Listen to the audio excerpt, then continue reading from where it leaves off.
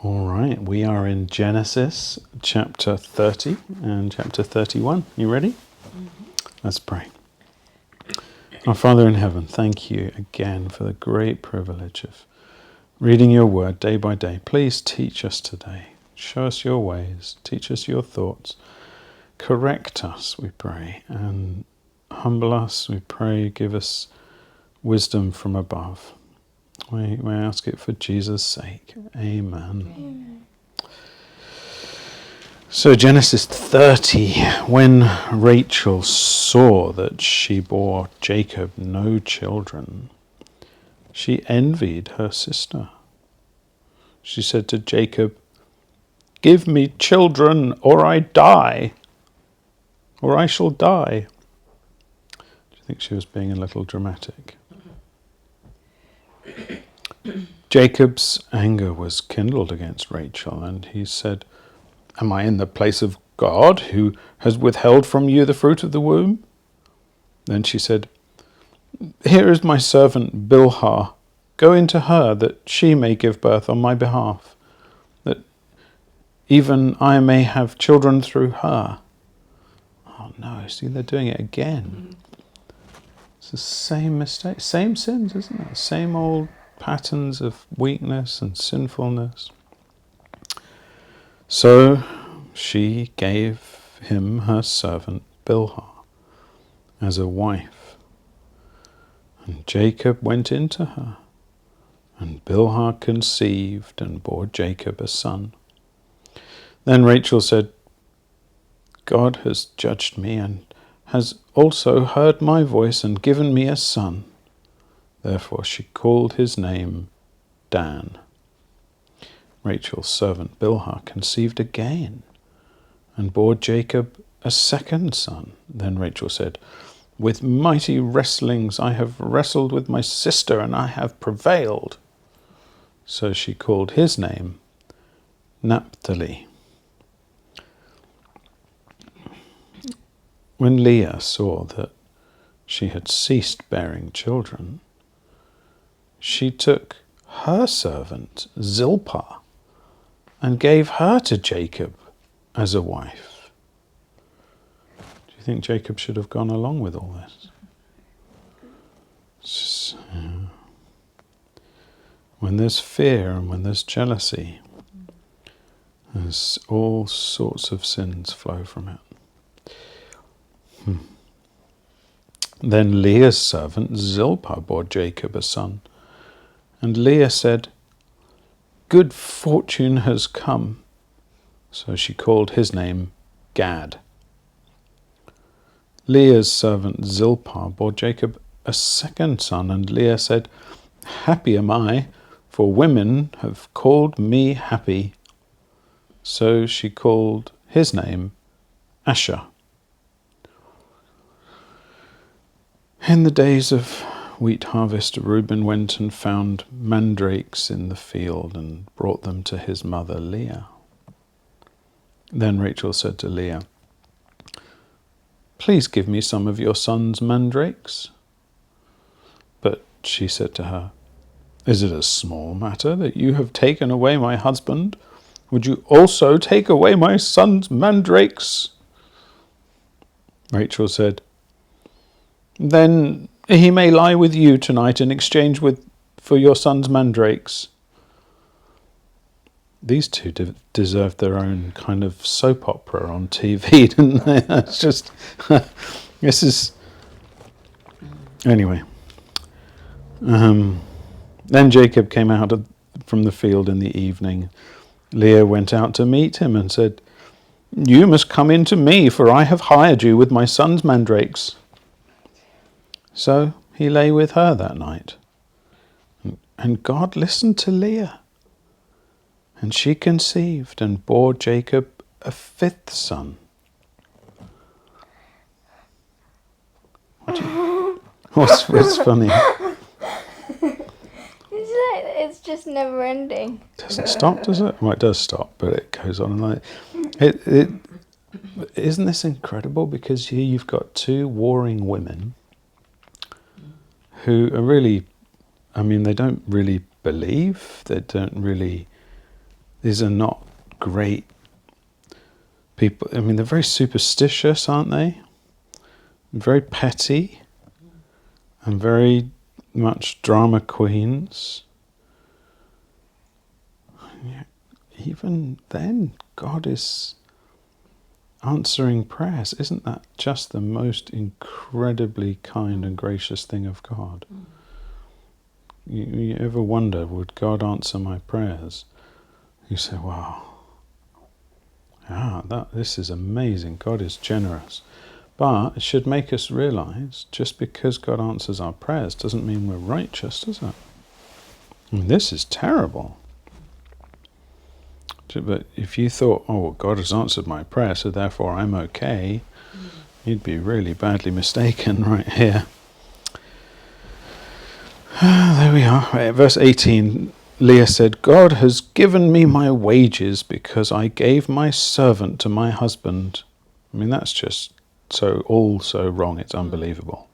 So she's interpreting God's kindness all wrongly, but God's still being kind to her. So she called his name Issachar, and Leah conceived again, and she bore Jacob a sixth son. Then Leah said, God has endowed me with a good endowment. Now my husband will honor me because I have borne him 6 sons. So she called his name Zebulun. Afterward, she bore a daughter and called her name Dinah. Then God remembered Rachel, and God listened to her and opened her womb. She conceived and bore a son and said, God has taken away my reproach. And she called his name Joseph, saying, May the Lord add to me another son. As soon as Rachel had borne Joseph, Jacob said to Laban, Send me away, that I may go to my own home and country. Give me my wives and my children for whom I have served you, that I may go, for you know the service that I have given you. But Laban said to him, If I have found favor in your sight, I have learned by divination that the Lord has blessed me because of you. He was probably right, wasn't he? Even if he got it through divination. Jacob said to him, You yourself know how I have served you and how your livestock has fared with me. For you had little before I came, and it has increased abundantly, and the Lord has blessed you wherever I turned. But now, when shall I provide for my own household also? He said, What shall I give you? Jacob said, You shall not give me anything if you will do this for me. I will again pasture your flock and keep it. Let me pass through all your flock today, removing from it every speckled and spotted sheep and every black lamb, and the spotted and speckled among the goats, and they shall be my wages. So my honesty will answer for me later when you come to look into my wages with you. Every one that is not speckled and spotted among the goats and black among the lambs, if found with me, shall be counted stolen. Laban said, Good. Let it be as you have said. But that day Laban removed the male goats that were striped and spotted, and all the female goats that were speckled and spotted, every one that had white on it, and every lamb that was black, and put them in charge of his sons. Well, that doesn't make sense. He put the lambs in charge of his sons. I think when it says in charge of his sons, it means in the care. Does it say in the charge in yours? This is an old version of the ESV. It says put them in charge of his sons. That's funny, isn't it? The sheep were. This is like Animal Farm. No, and he set a distance of 3 days' journey between himself and Jacob. And Jacob pastured the rest of Laban's flock. See now, Jacob, who's been cheating all his life, is still being cheated, isn't he? Then Jacob took fresh sticks of poplar and almond and plane trees and peeled white streaks in them, exposing the white of the sticks. He set the sticks that he had peeled in front of the flocks in the troughs, that is, the watering places where the flocks came to drink. And since they bred when they came to drink, the flocks bred in front of the sticks. And so the flocks brought forth striped, speckled, and spotted. Nobody knows how that worked. It must have been something God did. And Jacob separated the lambs and set all the faces of the flocks toward the striped, and all the black in the flock of Laban. He put his own droves apart, and he did not put them with Laban's flock. Whenever the stronger of the flock were breeding, Jacob would lay the sticks in the troughs before the eyes of the flock, that they might breed among the sticks. But for the feebler of the flock, he would not lay them there. So the feebler would be Laban's and the stronger Jacob's. Thus the man increased greatly and had large flocks, female servants and male servants, and camels and donkeys. See, we're still in the patriarchal era, aren't we? Lots of flocks, lots of camels, lots of donkeys.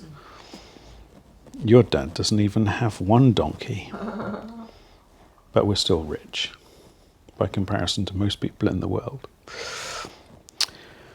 Chapter 31. Chapter 31. Now Jacob heard that the sons of Laban were saying, Jacob has taken all that was our father's, and from what was our father's he has gained all this wealth. And Jacob saw that Laban did not regard him with favor as before. Then the Lord said to Jacob, return to the land of your fathers and to your kindred, and I will be with you. So Jacob sent and called Rachel and Leah into the field where his flock was, and said to them, I see that your father does not regard me with favor as he did before, but the God of my father has been with me. You know that I have served your father with all my strength, yet your father has cheated me and changed my wages 10 times. In the measure with which he measured, it was measured unto him. Right? It was really, he felt it. But God did not permit him to harm me. If he said, the spotted shall be your wages, then all the flock bore spotted. And if he said, the striped shall be your wages, then all the flock bore striped. Thus God has taken away the livestock of your father and given them to me. In the breeding season of the flock I lifted up my eyes and saw in a dream that the goats that mated with the flock were striped, spotted, and mottled. Then the angel of God said to me in the dream, Jacob. And I said, here I am. And he said, lift up your eyes and see, all the goats that mate with the flock are striped, spotted, and mottled. For I have seen all that Laban is doing to you. I am the God of Bethel, where you anointed a pillar and made a vow to me. Now arise, go out from this land, and return to the land of your kindred. Interesting, isn't it? Because do you think God is teaching him?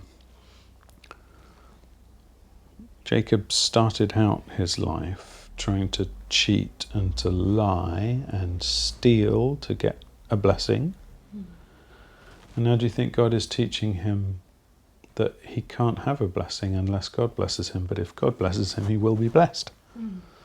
It's pretty amazing, isn't it? I mean, this is really, it's like everything that Laban did to thwart Jacob, God thwarted. Where did we hear that word recently? Oh yes, Job 42:2. For I know that you can do all things, and that no purpose of yours can be thwarted. Thwart is a very good word, isn't it? Unless you take the th and just have wart, which is not a very good word. But thwarting is what God can do, but nobody can thwart God. This is good stuff, isn't it? Verse 14. Then Rachel and Leah answered, oh dear, they don't seem to believe in God, do they? Look. Then Rachel and Leah answered and said to him, is there any portion or inheritance left to us in our father's house? Are we not regarded by him as foreigners? For he has sold us, and he has indeed devoured our money.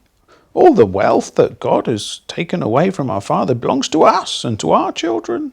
Now then, whatever God has said to you, do. So all their reasoning is based on money, wealth, and what they wanted out of life.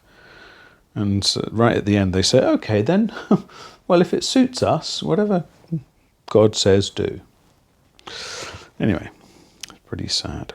Verse 17. Then so Jacob arose and set his sons and his wives on camels, and he drove away all his livestock, all his property that he had gained, the livestock in his possession that he had acquired in Paddan Aram, to go to the land of Canaan to his father Isaac.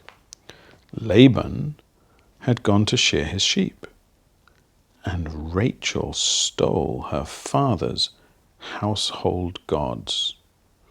Now you know what household gods were, don't you? Like idols? Yeah, often little idols that of different gods that they kept in the house, and they worshipped them. So this is not a godly family, is it, Laban? I know he has some language. He can say, blessed be the Lord, and use the right words, but he obviously had other gods in his house as well. These were what we'd call polytheists. They had many gods. And that's what most people had. And now Rachel. Oh no, Rachel. This is Joseph's mum. And she's stealing... Why does she want to steal the household gods? I think she thinks they'll bring her good luck. Well, that's just my opinion. Doesn't say. And Jacob tricked Laban the Aramean by not telling him that he intended to flee. He fled with all that he had and arose and crossed the Euphrates and set his face toward the hill country of Gilead. When it was told Laban on the third day that Jacob had fled, he took his kinsman with him and pursued him for 7 days and followed close after him into the hill country of Gilead. But God came to Laban the Aramean in a dream by night and said to him, be careful not to say anything to Jacob, either good or bad. And Laban overtook Jacob. Now Jacob had pitched his tent in the hill country, and Laban with his kinsmen pitched tents in the hill country of Gilead. And Laban said to Jacob, what have you done that you have tricked me and driven away my daughters like captives of the sword? Why did you flee secretly and trick me and did not tell me, so that I might have sent you away with mirth and songs, with tambourine and lyre? Well, Jacob had asked him to send him away and he wouldn't do it. Anyway, verse 28. And why did you not permit me to kiss my sons and my daughters farewell? Now you have done foolishly. It is in my power to do you harm, but The God of your father spoke to me last night, saying, 'Be careful not to say anything to Jacob, either good or bad.' And now you have gone away because you longed greatly for your father's house. But why did you steal my gods?"